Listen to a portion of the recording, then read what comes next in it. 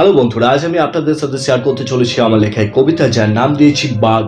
লেখক সূর্যশেখর পাল। জঙ্গলে সব কাঠ করাতে দল বেঁধে যেত, দিনের শেষে দেখতো তারা অনেক কাঠ পেত। এমন ভাবে কাঠ কুড়িয়ে দিন পেরোতো বটে, তারপরেই তাদের জীবনে নতুন ঘটনা ঘটে। বন দপ্তর বলে দিল আর কেউ কাঠ কুড়োতে পাবে না, জঙ্গলের ভেতরে আর কেউ যাবে না, কারণ জঙ্গলে এখন বাঘ এসেছে। তাই সবাই সাবধানেতে থাকবে, নিজেদের গরু ছাগল গোয়াল ঘরে রাখবে। পরের দিন খবর পেলাম বাঘে 13টা ছাগল খেয়েছে, তাই তো মানুষজন রেগে গিয়ে বাঘকে মারতে চেয়েছে।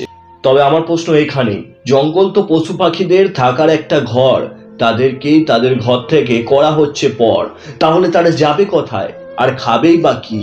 আর তোমরা কি ভাবছো, জঙ্গলেতে ঘর বানিয়ে খাবে গরম ভাতে ঘি? এটা হয় না। তাই তো জঙ্গলকে তোমরা জঙ্গলে রাখো, সেখানে বাস করতে যেও না। বাস করার আরো অনেক জায়গা আছে, তাই জঙ্গলকে চেও না। কারণ বাঘ থাকবে জঙ্গলেতে আর মানুষ থাকবে ঘরে। এসব কথা না মানলে তোমার খবর নেব পরে। ভেবো না, ছেড়ে দেবো, সময় এলে কেউ পার পাবে না, সেই দিন আর কারুর সাজা মুকুব করা যাবে না।